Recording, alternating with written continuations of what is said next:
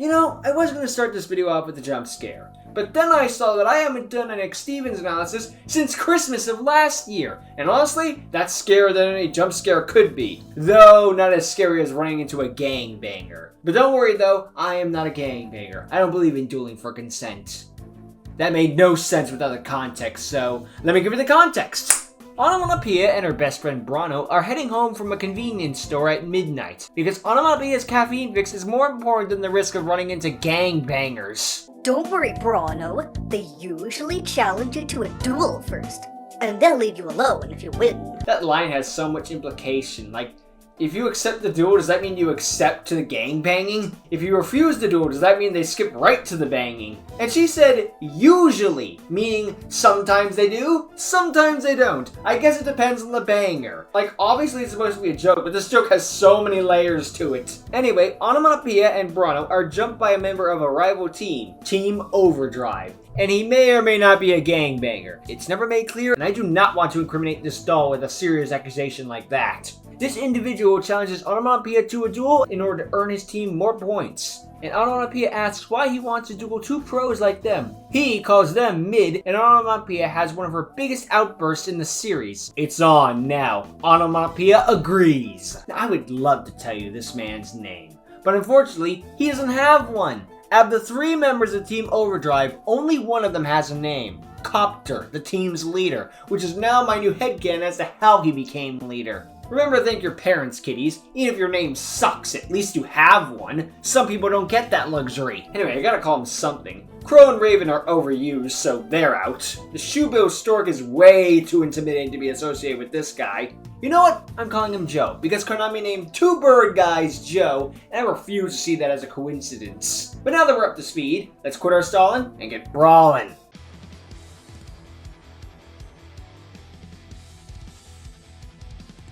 The duel begins and Joe goes first. He draws and his opening hand consists of Blackwing Blizzard of the Far North, Icarus Attack, Blackwing Boar of the Sphere, Blackwing Gale of the Whirlwind, Pot of Duality, and Blackwing Sure of the Blue Flame. He starts by activating Pot of Duality, revealing Blackwing Vayu the Emblem of Honor, Black Whirlwind, and Delta Crow Anti-Reverse. He takes Whirlwind, and the other two are sent to the bottom of the deck. Also, he cannot special summon for this turn. He then activates his continuous spell, Black Whirlwind. He then normal summons Sure of the Blue Flame. Black Whirlwind then triggers. When a Blackwing monster is normal summoned, Joe can add any Blackwing monster with less attack than the summoned monster from his deck to his hand. He takes Kalut the Moon Shadow. Joe sets Icarus Attack face down and ends his turn. It's Anamapia's turn. She draws, and her opening hand consists of Raigeki Break, the Fabled Ganashia, the Fabled Cerberus, Fabled Cruise, Fabled Grimro, and Fabled Raven. She begins by normal summoning her Raven. She then uses the effect of her Grimro. Since she controls a Fabled monster, she can discard this card to add a Fabled monster from her deck to her hand. She takes the Fabled Catsit. Now she activates Raven's effect. She can discard any number of Fabled monsters from her hand to the graveyard, and this monster gains 1 level and 400 attack for each card sent. She sends 4 cards: Fabled Cruise, the Fabled Ganashia, the Fabled Cerberus, and the Fabled Catsit.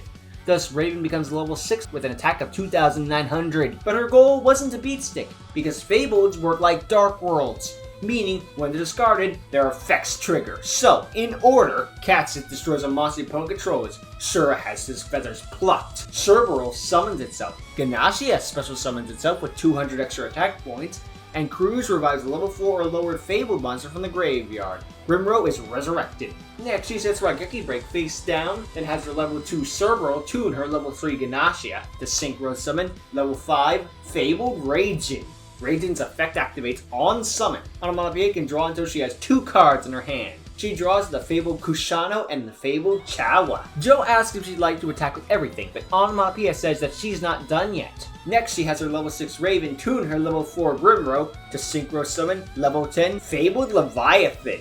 Now Anamapia enters her battle phase and has both monsters attack Joe directly. Joe loses 5,300 life points. Is knocked down to 2,700. Anamapia ends her turn. Now she could have special summoned the Chawa in her hand just to up her defenses, but she would have to discard her Kushano from her hand. And those 2 cards are more useful as fuel for her trap rather than just a little extra defense. More importantly, there was a misplay Anamapia made. one that Joe actually warned her about. If she had attacked directly with all 3 monsters, she would have done a total of 6,900 damage. Then she could have synced in her main phase 2. My best guess as to why she didn't is because Trigodia was popular at the time. So maybe she wanted 2 monsters that could beat over it, but she already had that field set up. And it can't gore because it controls Black Whirlwind and Icarus attack. Maybe she was afraid of Battle Fader, but you could still synchro summon in the main phase too. There's nothing stopping you. But regardless of her reasoning, it's a misplay to Anamapia. So let's move on. It's Joe's turn. He draws and gets DD Crow. He summons Blackwing Blizzard of the far north. Its effect triggers on summon, reviving a level 4 or lower Blackwing, and Whirlwind chains. Anamapia also chains with her trap card Raigeki Break. She targets Blizzard for destruction. Joe chains with Icarus attack, tributing Blizzard to destroy 2 of Onomatopoeia's cards. He pops Raging and Leviathan, but Onomatopoeia still has to discard. She discards Kushano. Black Whirlwind has no targets, so it fizzles, but Blizzard still resolves, reviving Shura in defense mode. Now Leviathan's effect resolved. Since it was destroyed, Onomatopoeia can add 3 Fabled monsters from her graveyard to her hand.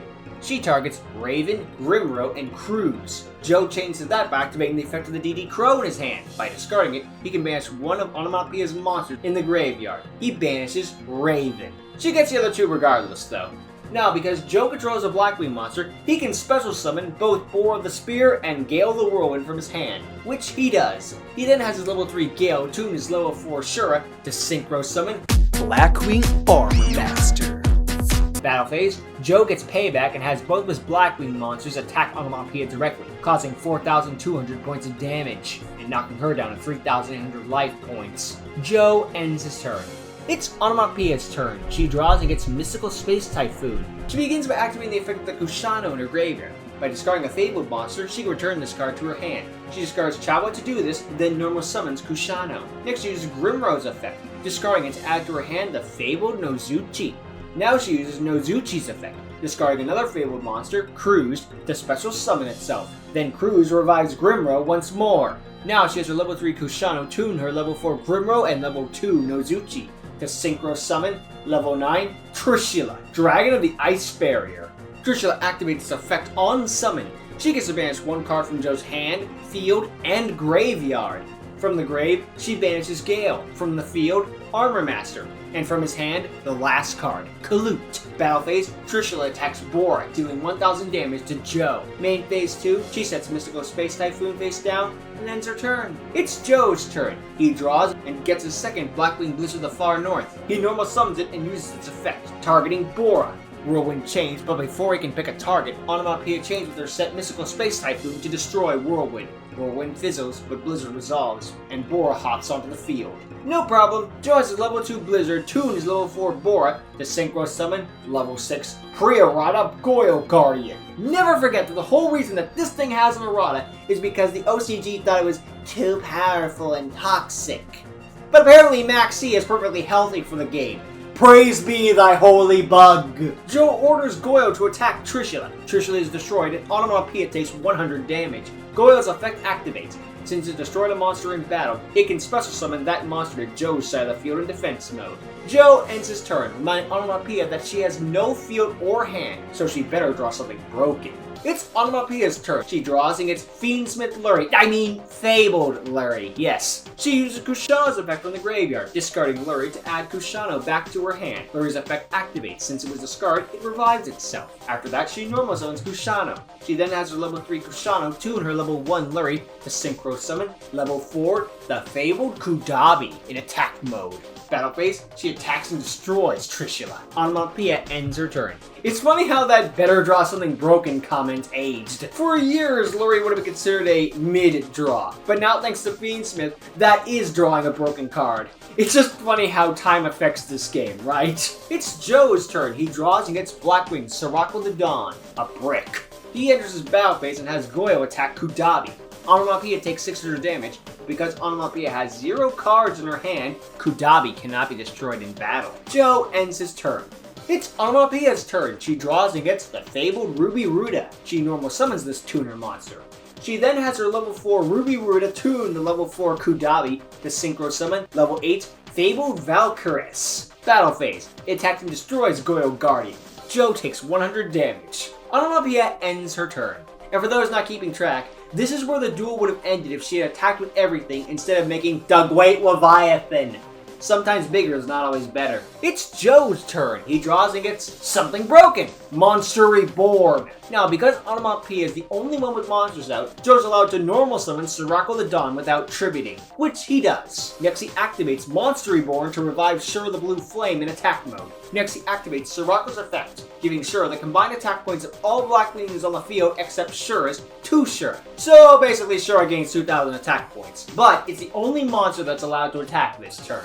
Battle phase, Shura attacks and destroys Valkyris, dealing 900 damage to Onemoneptia. Shura's effect activates. Since it destroyed a monster in battle, he can special summon a Blackwing monster with 1500 or less attack from his deck with its effect negated. He summons Blackwing via the Emblem of Honor, and since its effect is negated, it can be used as synchro material. So main phase 2, he has a level 1 Vayu tune his level 4 Shura to synchro summon level 5 Ally of Justice Catastor. Joe ends his turn. It's Anamapia's turn. She draws and gets a second Fabled Cruise. She uses Kushano's effect, discarding Cruise to add back Kushano. And because Cruise was discarded, Anamapia can revive any level 4 or lower Fabled in her graveyard. She revives level 1 Lurie. Next, she normal summons Kushano. And once again, she has her Kushano tune Lurie to synchro summon level 4 The Fabled Unicor. Battle phase. She has Unicor attack Catastor. Catastor's effect activates. Since dispelling a non-dark monster, that monster will be instantly destroyed. However, Unicor's effect chains. Since both players have the same number of cards in their hand, 0, Unicor negates and destroys all cards and effects Joe activates. Catastor itself is destroyed, but no damage is done because it was in the damage step, and Unicor's attack is essentially negated. Well worth it though. Anamapia ends her turn. It's Joe's turn, and the penultimate turn of the duel. He draws and gets his second Kalut the Moon Shadow. Joe stares at the sign, contemplating if gay is good is a street or an avenue, before focusing back on the duel. If he uses Kalut's effect, he'd have to discard it, so he'd have 0 cards in his hand once again, and Unicor would just negate it. With that in mind, Joe passes his turn. It's Anamapia's turn, and the final turn of the duel. She draws and gets Honest. She immediately enters her battle phase and has Unicor attack Sirocco. Joe happily responds by using Kalut's effect, discarding Kalut to boost Sirocco's attack by 1400. Anamapia chains, discarding her Honest. Now Unicor's attack is increased by Sirocco's attack, and because they now both have 0 cards in hand, Kalut is negated and destroyed. Unicor attacks and destroys Sirocco, winning Anamapia the duel. And she gives Joe a very constructive piece of criticism. Screw you for playing Blackwings.